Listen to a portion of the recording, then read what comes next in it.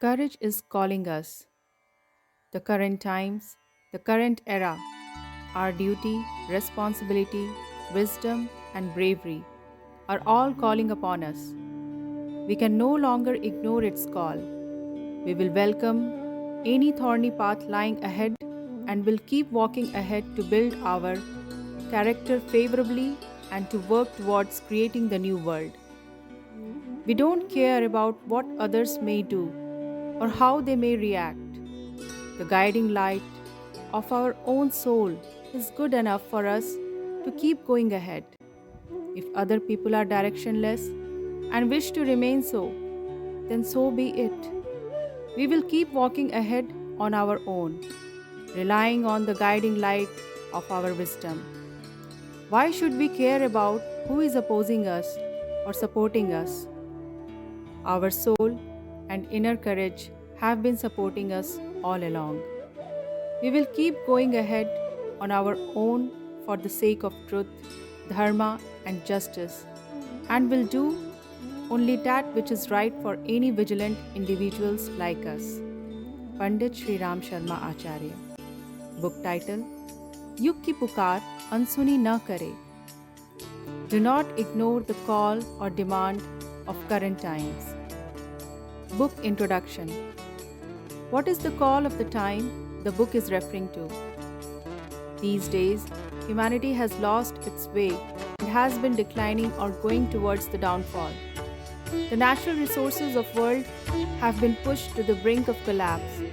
Personal, family, and social life have all become muddled, resulting in widespread grief, suffering, conflict, stress, deficiency, lack of peace, hardship, and so on. The adversity of the world is slowly turning into a colossal calamity. The demand of the current time is begging all selfless people to step in, stand up, and reverse the downhill trend.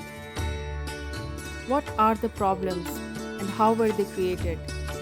The rapid scientific progress and the rise of intellectualism in the last century have reduced people's conviction for the moral and ethical attributes like the soul, the divine authority, karma, and so on. Humanity has lost its touch of humanness and has embraced selfishness and narrow-mindedness. All these have led to wayward thinking, actions and conducts, increased ego and yearnings, degradation of thoughts, emotions, wishes, beliefs, body, mind, intellect, and soul, and their wider consequences. People have been giving up human attributes of love, compassion, good conduct, self-control, and so on. Widespread abuse and misuse of art, cinema, television, newspapers, magazines, etc. The artists, authors, publishers, singers, musicians, and other talented people opting for profit at the cost of human values. The religious platforms have failed to offer proper guidance and leadership, and so on. What solutions are being offered to tackle them? The root cause of all worldwide sorrow, suffering, scarcity, hindrances, problems is the abundance of unworthiness in people's thinking, and therefore the solution is to reverse the trend towards worthiness. The greatest need of this era is a radical transformation in people's way of thinking, actions, expectations, belief, and so on. Vichar Kranti, or the Thought Revolution movement, has been launched to reverse the mindset of the masses so far drifting towards ruin, to bring together entire humanity by restoring Vasudhaiv Kutumbakam, or the whole world living together as a one family through simple living and high thinking, and on the solid, foursome foundation of unity, equality, cordiality, and noble behavior. Few excerpts from the book. Number 1. A radical transformation of the current level of people's thinking is the greatest necessity of this era. The prevailing mindset, ambitions, beliefs, and practices have all proved to be wrong in every way. Number 2. Those who love humanity and wish to see it survive and thrive need to rise and meet the challenge of current time to stop humanity going to wreck and ruins. The current time is begging them to reverse the prevailing downward trend towards the total ruin. Number 3. Worldwide unity and universal brotherhood are portrayed as vivid imaginations.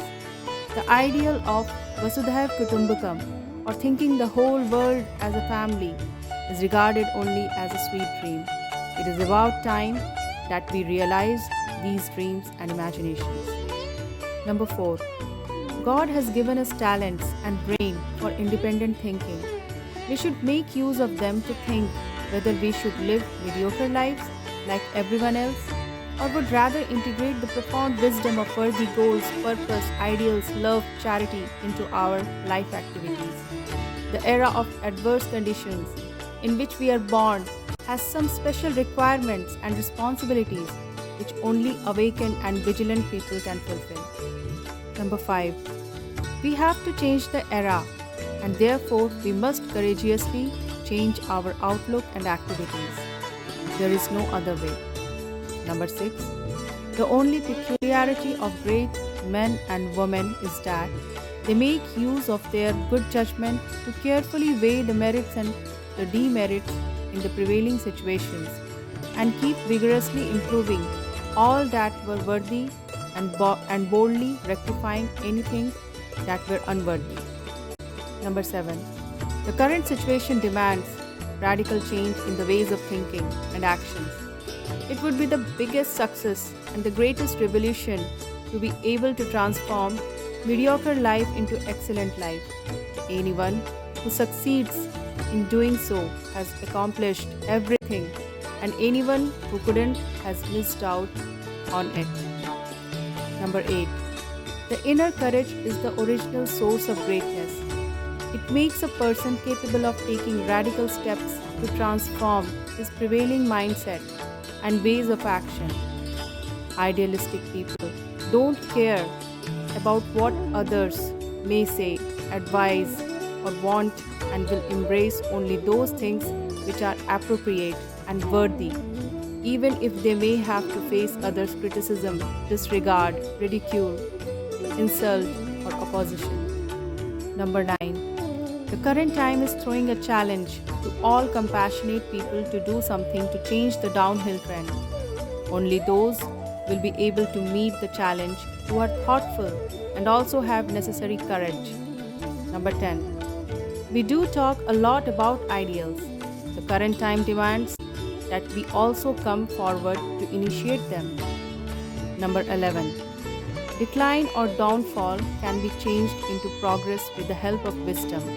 Therefore, we need to gather all our courage to convey the sparks of thought revolution to each and every household. Number 12.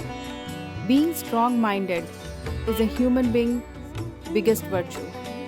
Only those are alive in a real sense whose hope is alive, who believe in their inner excellence, and who think that having self-discipline is totally under their control. The inner excellence of man is dependent on his courage. Number 13. In absence of courage, one cannot make any self-improvement or struggle on. In such a sorry scenario, how can there be any possibility of transformation? Faults are not going to vanish on their own. One needs to fight them off, which only the courageous person can do. Number 14. It is a mighty task to track down and defeat each and every vice and firmly replace them with good virtues. Anyone who can improve and build his character is a daredevil in a real sense. Number 15. Use or misuse of any body part and any object can show tangible good or bad results. Misuse of anything is always harmful and deplorable. However, the misuse of intellect is the most terrible among all. Number 16. The intellect being used in the right way can increase the possibilities of having happiness, prosperity, and progress. On the other hand, if intellect goes on the wrong path, it can also cause lots of difficulties. Number 17. The people like scholars, artists, the rich, religious leaders, politicians, and others who have capabilities and talents and are being used in the right way can realize the great possibility of doing good to people.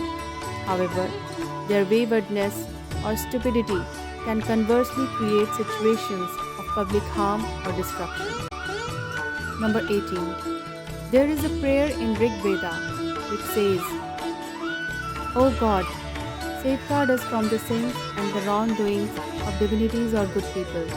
An ordinary person doing something sinful can affect only one person or a family, but the wrongdoing by talented and capable people like divinities can have widespread repercussions. The whole society will end up paying the penalty of their foolishness or evil. Number 19. The life as a human being is the best blessing and the best opportunity. The right use of it can promote the person to a divinity and the soul to supreme being. Human life is the combination of the body, the mind, intellect, the soul, and the thinking, conduct, feeling, ambition, desire, belief, and actions. They all together impart totality to human life. The greater and more dignified these elements of life would become, the greater height and the vastness the person will achieve. Unfortunately, the degradation of these elements will equally make the person fall within the definition of an animal. Number 20. These days, thought revolution may be seen as a small spark, but in the near future, it is going to spread like a wildfire all over and will reduce any unworthiness to ashes. Number 21. The talents which can think of the good of nation, dharma, society, and culture haven't become extinct. All we need to do is to find them, awaken them, and breathe new life into them. Number 22. This world is the manifested form of infinite Brahman. Serving humanity will help develop meritorious qualities like generosity, love, charity, and others, and enable spiritual progress. The aim of recitation, meditation, ritualistic worship, devotional reading and singing, holy bath, and other observances is to help inculcate these divine qualities in the inner being. Number 23. The only path left at the moment for doing good is to divert the mindset of the masses away from unworthiness to worthiness. We should put all our efforts in this direction. Number 24.